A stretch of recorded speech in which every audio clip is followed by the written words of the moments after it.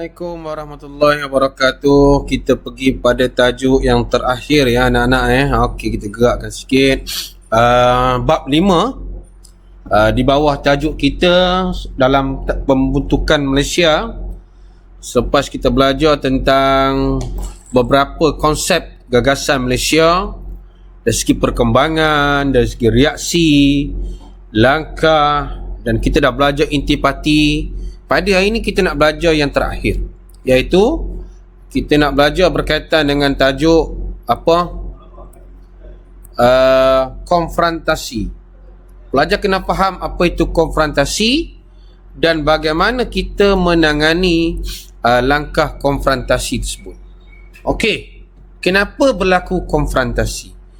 Apabila Malaysia nak dibentuk pada tahun 1963, kerajaan Indonesia pada peringkat awal dia tidak menentang. Dia tak menentang.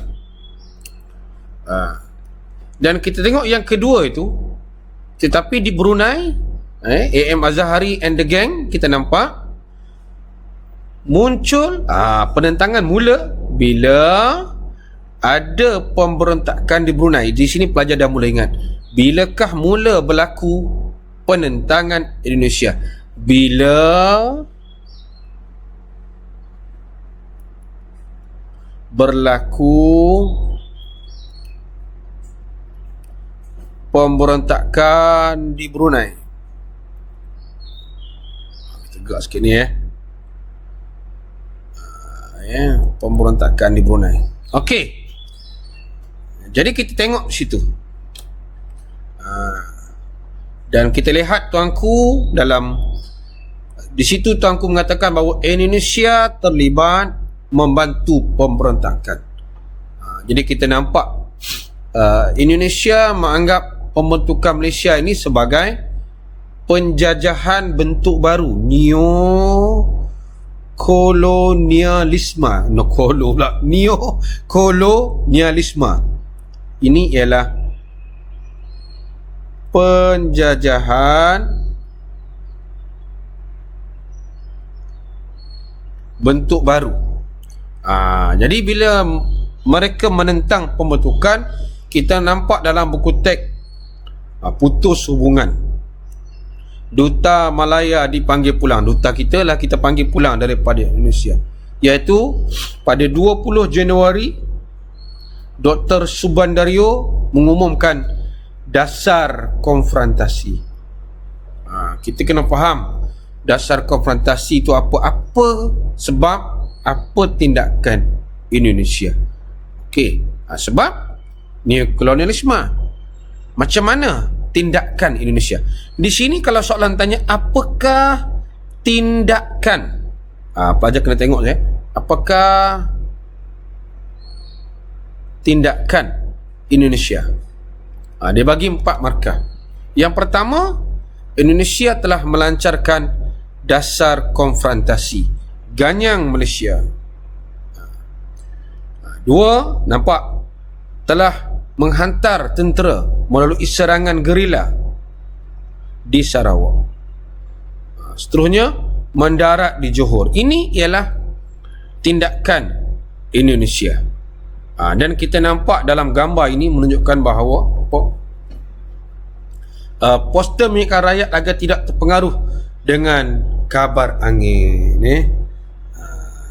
Senjata kita, pahlawan senjata kita. Okey, nampak? Kena tahu jauh sikit ni. Okey, ini top secret file kerajaan British terhadap sikap Indonesia. Ini berkaitan dengan apa yang dimaksudkan dengan neokolonialisme, bermaksud penjajahan baru. Okey, ini bagaimana tentera kita dengan kehebatan pada waktu itu meronda di sungai Serudung. Jadi Tuan Abdul Razak di Selangor dalam satu majlis menerangkan tentang konfrontasi. Ini berkaitan dengan tadilah mendarat, peristiwa balas tembakan. Ini semua berkaitan dengan apa yang dibuat oleh Indonesia. Jadi kalau soalan berkaitan dengan tindakan ni, dia boleh pergi kepada 6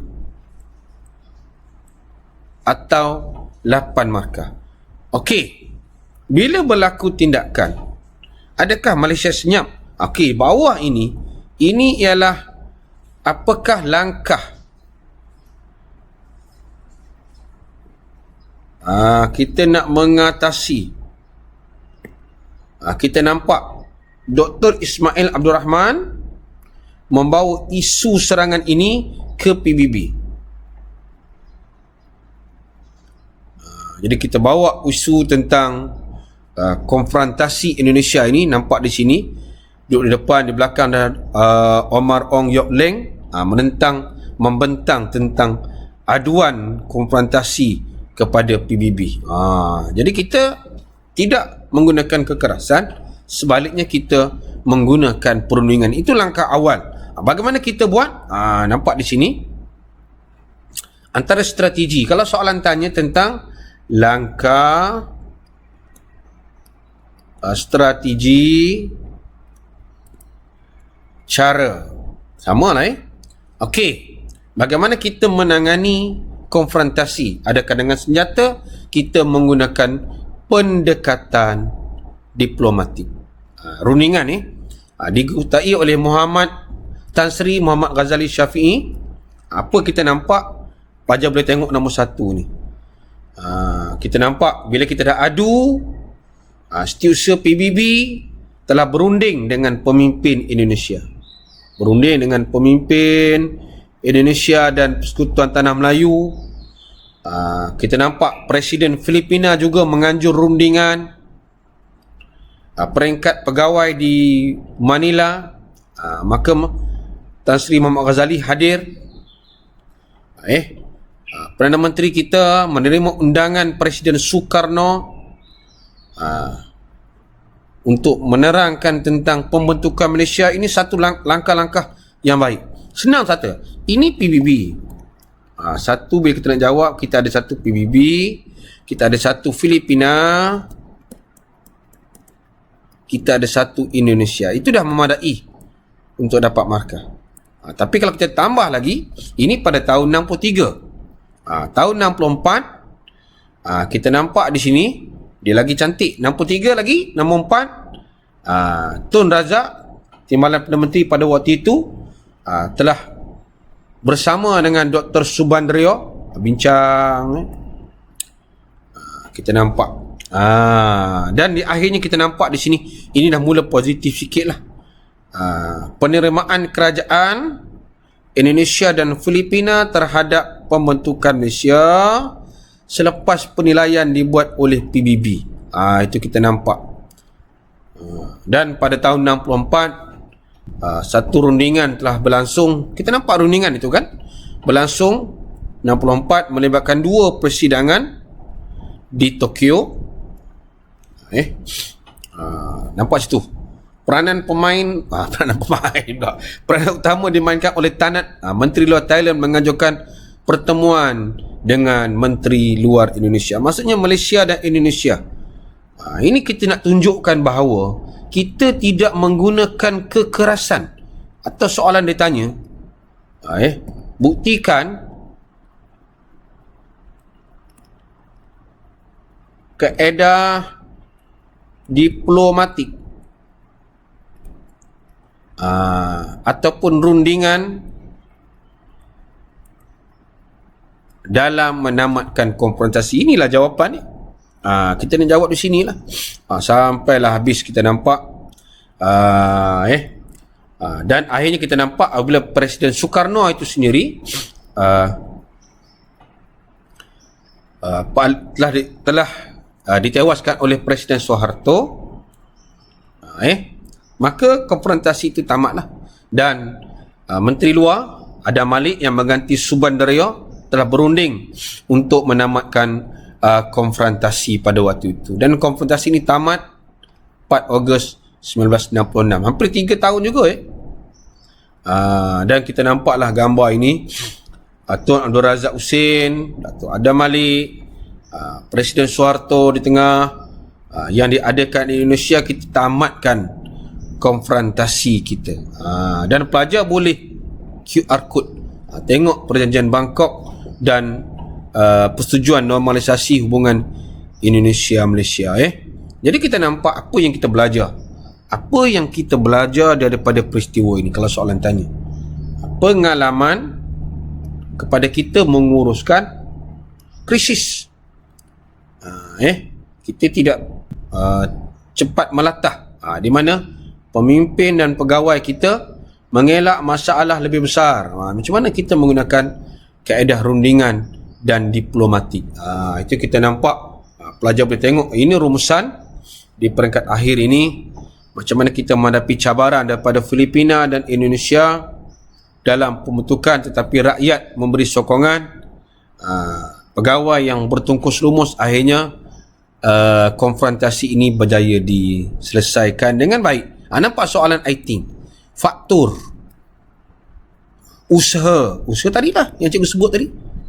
Ini salah satunya neokolonialisme. Ini kita kata tadi daripada tahun 63 64 usaha-usaha yang dibuat. Jadi pelajar kena baca, bukan hafal. Cikgu tak suka hafal, baca, faham, dan kita boleh mengolah jawapan yang diberi dengan baik. Okey, habis pelajar. Tajuk kita dah belajar daripada step by step, gagasan, tentang idea, reaksi. Kita dah belajar tentang ini, kita buat 2 siri kan, langkah pembentukan, intipati, dan hari ini adalah kita dah belajar tentang konfrontasi. Jadi cukup setakat ini. Teruskan belajar walaupun kita masih dalam pandemik COVID. Hati-hati, duduk di rumah, stay at home, dan kita bertemu pada sesi bersemuka 4 hari bulan. Okey, terima kasih. Terus bersama Santai Sejarah